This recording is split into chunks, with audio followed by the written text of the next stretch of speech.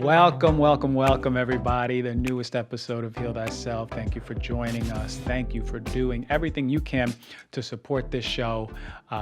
Really exciting rapid fire Q&A that I put out a big question box about what questions would you like to ask for the show. And I put together a Q&A segment. And these questions I chose as some of the most relevant ones for all of you. I try to keep them right. There were really specific ones out there. I wanted to keep it nice and relevant so you all understood things you may not know or things you may be suffering with and how to help. So but before we go into that, I want to remind you all that you have the ability to practice gratitude. And I say this a lot, but really quickly, I just want you all to make sure, at least for this week, if you don't have a journal, go on Amazon, get one for $5, get a journal. And every morning, immediately when you wake up, leave it right by your night table or by your bed and write down 3, 4, 5, even 10 things you're grateful for immediately that you think of when you wake up. And they can be as simple as your feet to as complex as the experience you had with a loved one, whatever it may be. And I just want you to bring awareness to how you feel when you're putting these things out there. And I also want you to bring awareness to what you're writing. So kind of what I do is I'll write. I'll put some gratitude stuff in a journal, and then I'll look in then at night to see and reflect on what I wrote. So be aware of what you're writing, how you feel, and what's really coming out, because that time from waking up to writing is really important. So I wanted to remind you, get a journal if you don't have one. If you do, start writing 3, 5, 10 things, whatever it may be, and see how your mood changes during the day and how it sets you up for more important decision-making, coming to the day with an open heart. It's really powerful exercise, and I just want to share that with you all. All right, so let's get to the Q&A segment.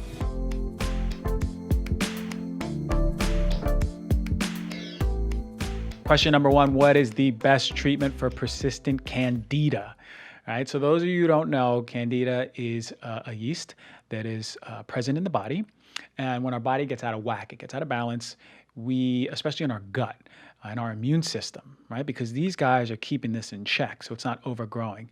But when you're at risk of overgrowth or when it's overgrowing, then you start experiencing these symptoms, right? And a lot of people suffer with this, a ton. Actually, I feel like every other person who came into the office had some sort of symptoms or an overgrowth or dysbiosis with an element of candida.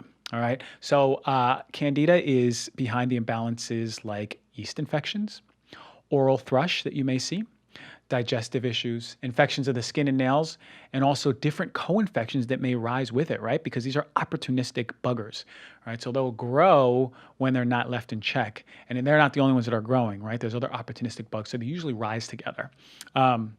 But yeah, you can also connect candida or candidiasis to generalized symptoms too. Really broad ones like fatigue and headaches and brain fog and irritability, sometimes even overall mood changes, right? But one of the telltale signs I always look for is a really strong craving for sweets. Sometimes it's even insatiable, like you gotta have sweets. Could be different things, right? Blood sugar thing, but pay close attention because it may be connected to the state of your gut health, right? We also have muscle pain, joint pain, and weakness. But that's not it. The list can be massive. So go online and check it out. But the cause can vary. But we have to think of environment, right? We need to go outside of the this for that box and think about how this grows. This fungus grows when there's an imbalanced environment, right? I mentioned the gut bacteria, I mentioned the immune system. So instead of taking antifungals, we got to address the environment, right? I'm not saying don't take antifungals. They can help, but we need to address the environment. So what disrupts the environment? Alcohol consumption, high sugar, high carbohydrates, simple refined especially, right? Chronic stress, right? There's certain medications out there like oral contraceptives, conditions like diabetes, immunosuppression in folks, right? Antifungals can be really helpful. They can. The problem is this. 1, they don't address them in the environment, as I said. And 2, you can develop resistance to the medication. So I would suggest if you're suffering with this to hook up with a naturopathic or functional doctor, and they can give you a physical exam and look at the signs and symptoms and see if it really fits to this overgrowth, right? They might even give you a poop test, right? They get a better picture. We can see what's going on in your digestive system and if there's an overgrowth of that, because there are certain metabolites that we can see just how extensive the infection may be. All right. They can put you on a personalized plan, dietary and supplemental, right? These docs can give you certain antifungals like ginger, turmeric, ashwagandha, clove, garlic, black walnut, powder arco, caprylic acid, oregano, olive leaf. Really powerful antifungals. Ask your doctor. I'm not recommending these, okay? You ask them first, but they do a lot for candida. But again, we have to think about the environment. What does the gut look like? What are the chronic insults to the microbiome? Right? The best diet and herbs, they'll do some great stuff, but they won't turn off the fire until you turn off the cause. What is the root cause? So you got to remove the obstacle to healing, not just put a Band-Aid on it. How to protect my mom from COVID and still live my life I worry about her? This is a very legitimate question. As we know, about 99% of the people who get infected survive. And of that percent, the overwhelming majority have predispositions like obesity, lung disease, high blood pressure, diabetes, etc. Or they're elderly and immunocompromised. So for me, I would do the same thing I did for my loved ones, and I would strengthen their immune system and respiratory health, make sure it's robust and strong. Check out episode 57 for what I recommended from my side naturopathically. But really, I was encouraging them to go outside from the get-go, get sun daily, get nature daily, put feet on the ground, daily exercise. Really, really important. These are the non-negotiables, right? In my opinion, one of the biggest mistakes we made is to encourage people to be inside in a sterile environment and live in fear, right? That's the recipe for infection. And I've been very vocal about this, about how poorly it was all handled. But what happened was we dragged our feet, and we're kind of still dragging it. But I'm happy things are now opening up. And I believe the large majority of folks at this point will be infected at some point, including us if we haven't been. But the large majority will be asymptomatic to having very mild symptoms. And we need to protect the elderly, the immunocompromised, and those with comorbidities. Your opinion on the medical medium diet. This is a common question. I usually get this on my Q&As, and I don't know why I haven't answered it yet, but I am going to answer it now, or the medical medium as a whole. So I've been pretty consistent with my opinion over the years. I think he's done a good job at pushing holistic views in his healing and promoting more natural ways to do work with the body, which I do love. I heard his recipes are really well designed and they're tasty. I do have some concerns about the medical medium. My worry is this, that people hang on and to believe every single one of his words like scripture. And that can be kind of dangerous. For me, I say, look, even for me, I say, if I say something, look it up, check with other professionals, right? And I've said many times on the show, if what I'm saying doesn't resonate, then it may be my truth, but not yours. So there is always a danger if there's a cult following, because every word is held on to like scripture. And I think I see a lot of that happening in the medical medium world. Also, I know a lot of people who've done the protocols and they've gotten more sick and it didn't work. And the danger there is that they're not seeking out proper medical attention from trained professionals, right? Especially if they're really, really sick. So if you're super sick, I would not put all the eggs in one basket with that protocol, because there's no guarantee, especially from a medical standpoint, medical trained standpoint, professional, that it would be safe or efficacious. And I think the third one is that you can't really argue with belief, right? So I'm positive people out there are getting better. I've actually heard people get better, which is wonderful. I love that. But then I question, are they getting better because they're just putting nutrition in their body? Right? Where were they before this? So are results happening because they're just removing the cause, right? Removing that's what's blocking your healing, and then giving the body what it needs. Because the principles will stay the same. I don't care if it's medical medium. I don't care if it's Mark Hyman. I don't care if it's Dr. Christian Gonzalez. If you do the principles the same, it doesn't matter how it's happening. It's a matter of what you're doing and how you're giving the body what it needs and removing the cause. All right. So that's just basically my thing. I do think that he's doing wonderful work and practicing the basic principles of healing.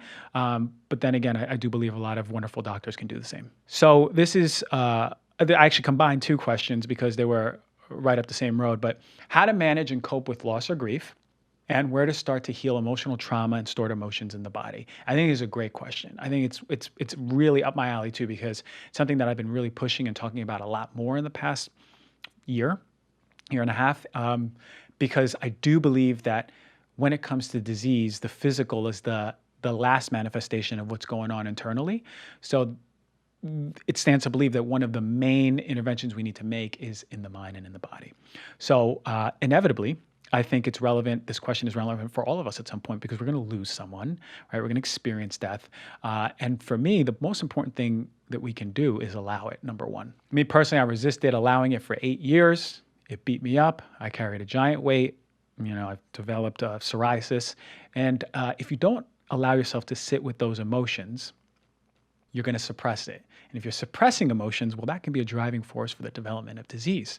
The holding in of chronic stress is slow, it's insidious. It's like a chemical leak in a beautiful garden, right?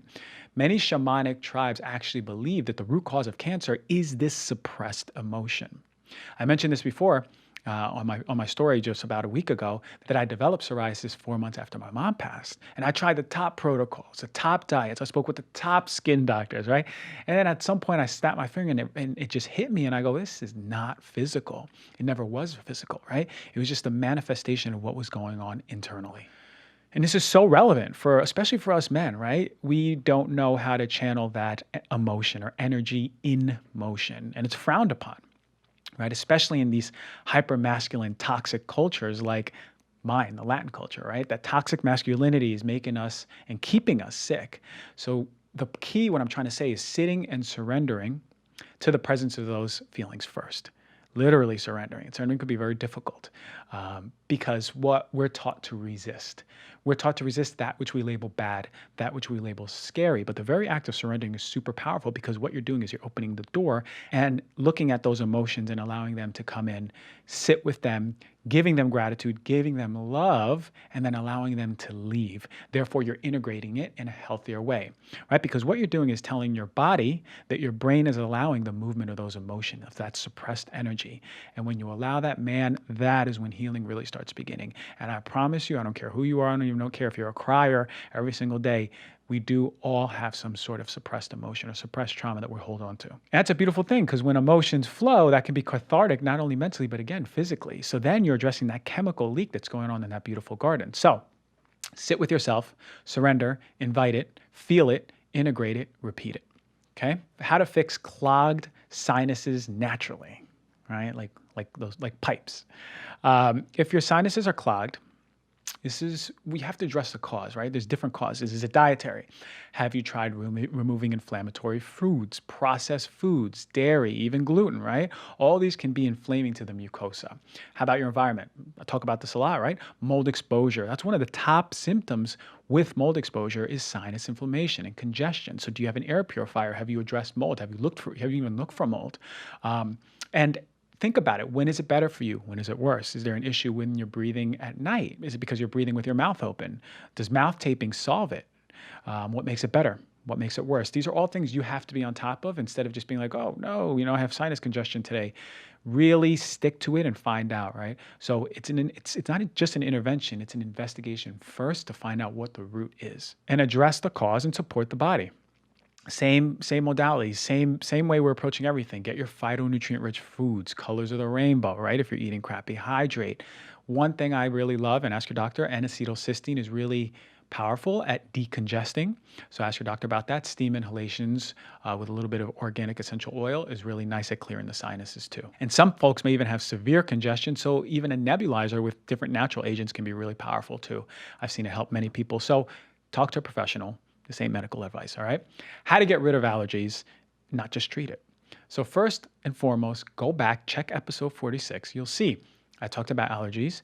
I talked about them being absolutely reversible because I've reversed my allergies. I've reversed people's allergies, patients that I had, and I've done it many times over. One of the main focus is the gut. You gotta heal the gut. You gotta address the gut. If your gut's off, that's a big problem, right? Because the gut helps mediate reactions to allergies. And this is where your focus needs to start.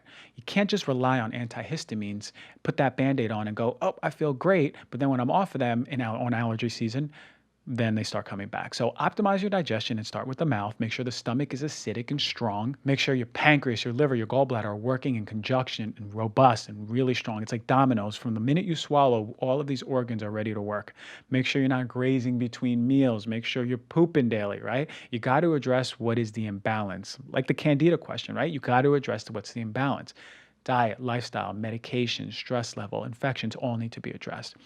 But what I found, like I said, optimization of the gut, getting rid of the allergies is so important. How do you deal with online hate from those with opposing viewpoints? And I think it's a good question because we can just expand on it. It doesn't even have to be online, just hate from opposing viewpoints. And I had a guest on this show last summer, a very close friend of mine, Rochelle Webb, and she spoke about just showing up in relationships, open heart, love. And she once told me, she said, Christian, if you don't have haters, then you ain't doing it right. And it's true, right? Because inevitably you will have someone with an opposing view and they'll believe it. And it can be true for them. It can be their absolute reality, maybe not yours. But it's kind of freeing that when she said that, because I had a massive tidal wave at the time of so much bounce back after this post I did. But the bottom line is this: for you to know what you stand for, what you believe, what you want to share with others, you need relativity. It's a must. You need relativity. In other words, what I'm trying to say is for your opinion to exist, you need the opposite of your opinion to be true. Therefore, your truth would not be real if it was not for the very people opposing you, right? Because we live in a realm of relativity, not absolute. So instead, now you have the choice where you can be grateful. You can be deeply grateful for people in opposition because you need them as much as they need you. Isn't that freeing all of a sudden? Because now when you let go of resistance and you let in gratitude for opposing views or quote unquote hate, then you understand for you to do what you do, be what you do, say what you do, you need them in your life. That feels good. Is melatonin good to take before bed? How about kids? All right, melatonin I have a love-hate relationship with. I'm going to be honest. Melatonin is a hormone that's released at night and makes us sleepy, right? That's what makes us tired when melatonin is up and cortisol is down, and cortisol wakes us up and melatonin is down when we're waking up. So it's also very healing and protective to our entire system, the whole system. Every organ benefits from melatonin. Our immune system benefits from melatonin. But here's why. It works really nicely for some folks, for sure, and it's actually considered safe. You can buy it at any store, but there's also the myth that if you keep taking it, your body shuts down melatonin production and then you get addicted to it. It doesn't work. It's not like a sleeping pill. But there are a few things that I worry about. Melatonin's a hormone. It's not a vitamin. It's not a mineral. It's a hormone. So I get kind of weird when there's hormones being unregulated and sold. And you can buy it at pretty high doses. So physiologically, melatonin is super healing to the body, as I mentioned. I did speak about the pineal gland on episode 42, go into detail about all this. But it does have some side effects. It can. One thing that I saw a lot in patients was vivid dreams and nightmares. They would have very vivid dreams and nightmares. Me personally, I can't take melatonin because last time I took it, I kid you not, I woke up folding clothes. I woke up to me folding clothes on my bed. So melatonin does not work well for me. But you can also have things like next day grogginess, headaches, mood changes. But if you're on medication, also you need to check if you can even take melatonin, right? Your doctor should be cross-referencing that. As far as children, I think we need more long-term studies on them, right? I personally think it should be okay for the short term. It can be okay, but for long term, you got to be very careful. Talk to your doctor about it. Also, why not just work on optimizing your own inherent melatonin production instead of just scarfing down some pills? So get yourself blue blockers. That's the number one thing that's going to help protect you from the blue light that's going to disrupt your melatonin. There is a red light option on the phone. I turn it on like 9 o'clock, 8 o'clock, 9 o'clock. The red light option goes on my phone. There's a way to do it. I don't remember how. And avoid any other blue lights. Just get those blue light blockers on. And then for sleeping, why don't you try first magnesium glycinate, passion flower, serifos, L-theanine, chamomile, right? Meditation, journal, breath work. Melatonin should sort of be a last intervention. But again, talk to your doc about those things. That's what I think about melatonin. Best pregnant nausea remedies. A lot of my friends have been pregnant and has suffered through the nausea. So some of the most important things at preventing the nausea is physical activity. You got to be active. You got to be active. Every trimester, moving, doing something for your body every single day. Okay. Avoiding all the foods which I mentioned before, those processed, refined foods, high sugary foods, tons of dairy, tons of gluten. Just take a step back because those things, at the very least, they're creating a climate to promote nausea. Avoid caffeine. I would. Make sure you're getting sun exposure, your feet on the ground, and make sure you're chewing your food thoroughly without distractions, right? That's going to absolutely start contributing to the nausea. Ginger tea is very powerful. So make sure you're just avoiding caffeinated teas, big time caffeinated teas, or a lot of them, and have things like herbal teas like ginger tea. ginger chews even. And then just this past weekend, I was at an event. I spoke to 2 women who actually took these kenton isotonic minerals, which really helped them. They said they never developed nausea, which was interesting that I got this question and I just spoke to these people. Also, there's essential oils that we used to use in the cancer hospital for folks who had nausea. There's peppermint and ginger essential oils that you can just breathe in whenever you're feeling nauseous. But again, ask your doc about all these things. There are some homeopathics that I've seen can, at the snap of a finger, get rid of the nausea. It just has to be the right one and the right dose, and you got to get a professional to find that for you, okay? How to heal asthma. This is a loaded question, right? It's the same answer. Look for the cause, right? And remove those obstacles. Is it digestive dysfunction? Is it dietary? Is it inflammatory foods? Is it dairy? Is it gluten? Are you suffering with SIBO, right? Dr. Mary Pardee spoke a lot ad nauseum about SIBO with us.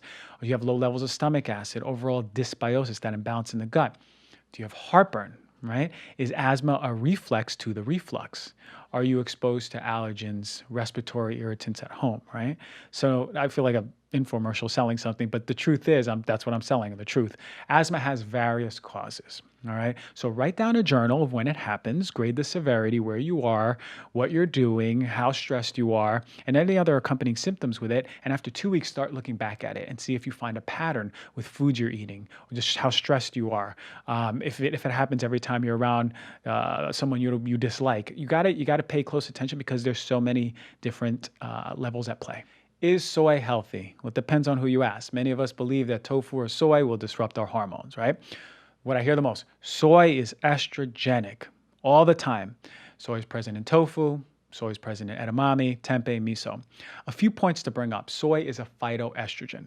Phytoestrogen is not the same as female estrogens. It doesn't affect us the way you may think. And just because we ingest soy doesn't mean it's exerting estrogenic effects on the body. On the contrary, it's actually protecting us. It's protecting the binding of the form of estrogen that promotes cancers like ovarian and breast. It actually blocks the binding of that estrogen and protects the receptor. That's amazing intelligence coming from nature, right? And this is echoed in multiple Asian studies. We see that women who eat soy regularly lowered their breast cancer risk. And I'm going to mention, actually, there was different variables in that study, so it's not clear-cut across the board, but we do know that women who eat high amounts of soy for a long time have reduced risk of breast cancer, right? So at the very least, it's a very good guide for us. No, it has not been shown to promote hormonal disruptions, disruptions in sexual development, disruptions in fertility, or even changes in thyroid health. It's the isoflavone constituents that are largely therapeutic that you're getting from soy. So what we see is that it also can even contribute to heart health. It's an excellent source of protein, especially if you're looking to replace animal protein day to day. Lower in saturated fat and cholesterol comparatively. But now, can everyone tolerate soy? No. Some folks actually have a gut bacteria composition which poorly tolerates soy and can create a metabolite which can really sensitize folks.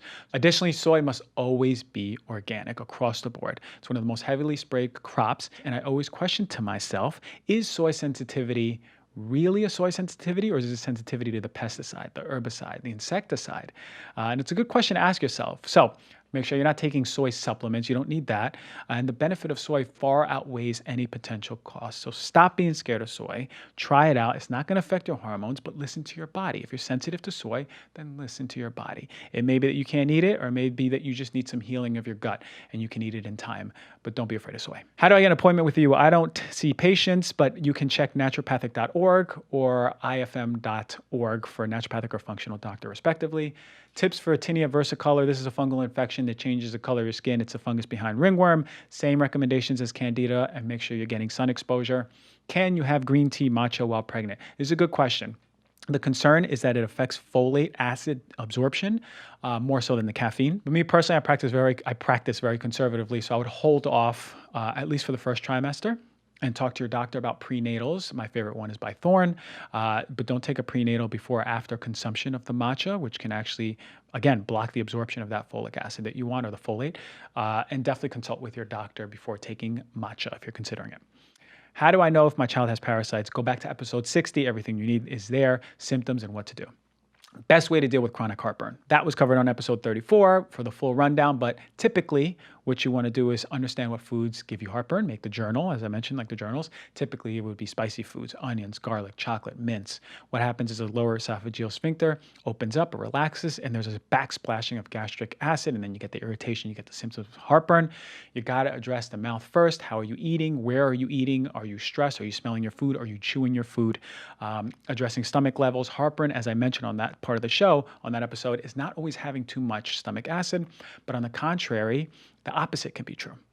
So just like SIBO can be a mechanism in the small intestine, it's increasing abdominal pressure, opening up that sphincter, and then more backsplashing. So you got to get to the cause because there's multiple different causes, but listen to the episode for more interventions, all right?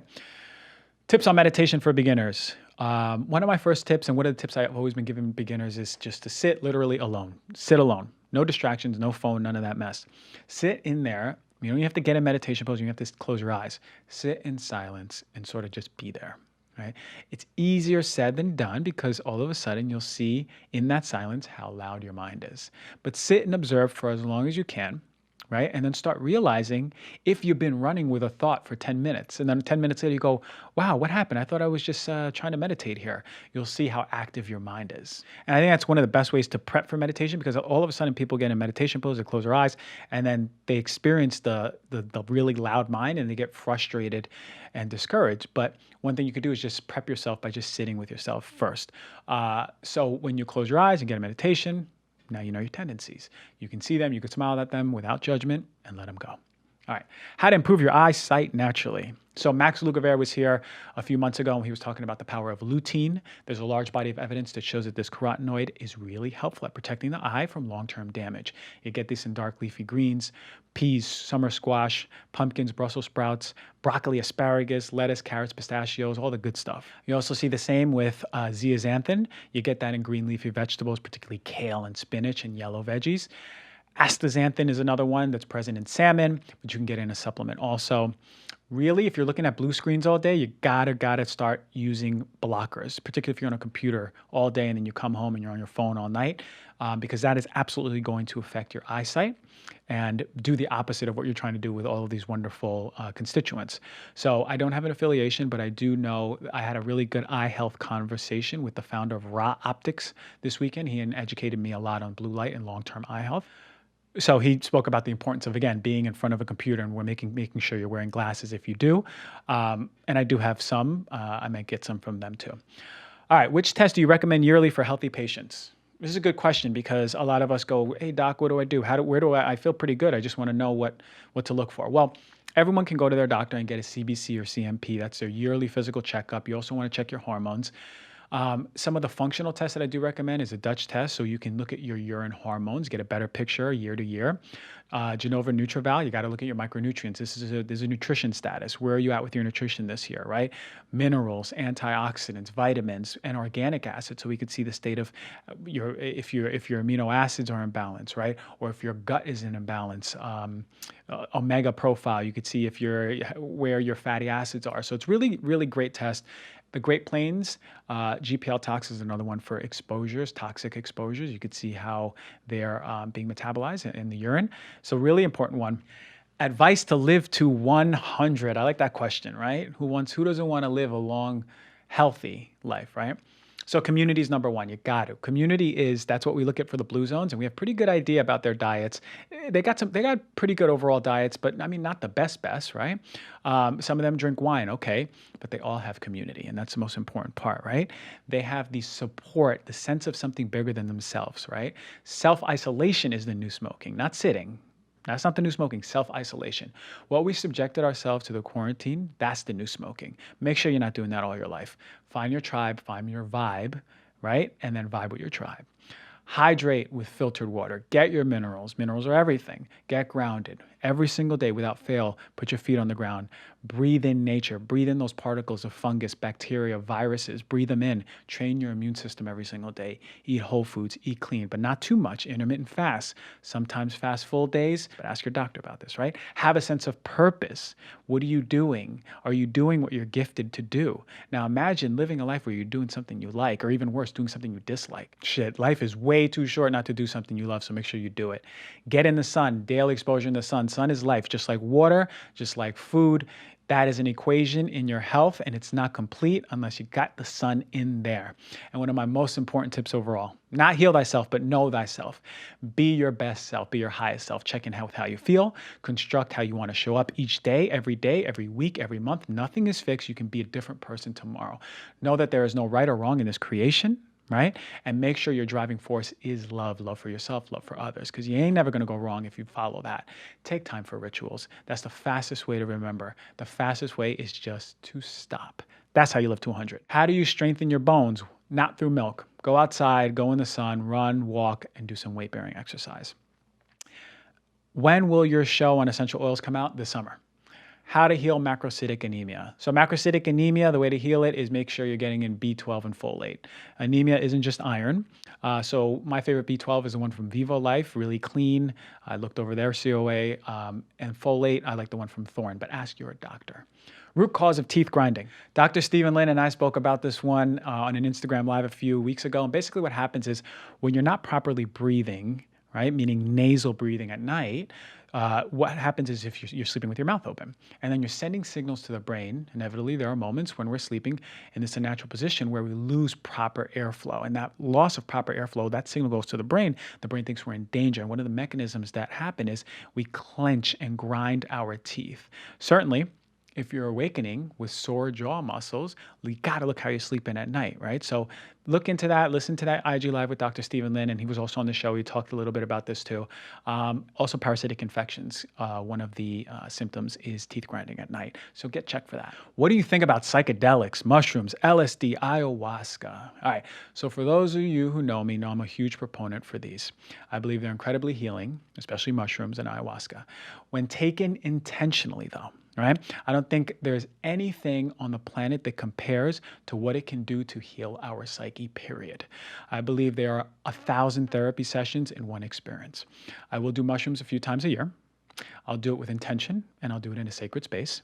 And they've given me unfathomable clarity and answers on the connection of who I am in relation to the world that I experience in nature, what I'm here to do, how to do it, what death is, if I should fear it. That knowing of understanding your deepest part is such a sacred gift that you experience. I personally haven't done LSD or ayahuasca, but I'm preparing myself for the latter. I understand that the ayahuasca is very intense, and I have a few demons that I got to let go before I go there.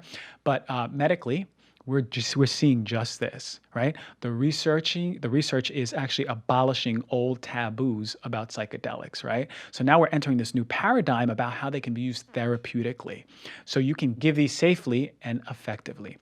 There's major research institutions like Johns Hopkins and NYU who are the leaders in some of these studies. And we're looking on how it affects major depressive disorder, alcohol dependence, obsessive compulsive disorder, smoking cessation, and even cancer. And I'm talking about well-designed studies showing positive effects, right? The big one was on PTSD. And it showed very encouraging effects with folks who have PTSD are now integrating their PTSD and getting rid of it. It's amazing. It's amazing stuff. So the reason I'm so outspoken is because I've shed that taboo a long time ago that parents, teachers, religions, authority figures have taught us about psychedelics because it's old, it's antiquated. It's not the new frontier when it comes to healing the psyche and in medicine. So psychedelics are very therapeutic. I believe they're the most therapeutic agents on earth for healing our psyche. In my opinion, why they're legal?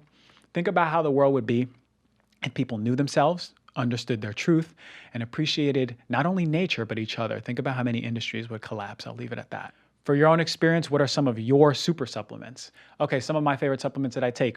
Glutathione for liver and lung health.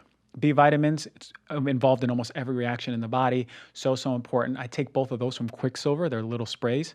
Ketone minerals, I take the isotonic and hypertonic to address proper mineral balance in the body. Minerals are everything. Some of the strongest mushrooms I've ever taken, medicinal mushrooms, are from Life Cycle. The shiitake, the reishi, the cordyceps, the chaga, and the lion mane. I'll take those every single day, pretty much every single day.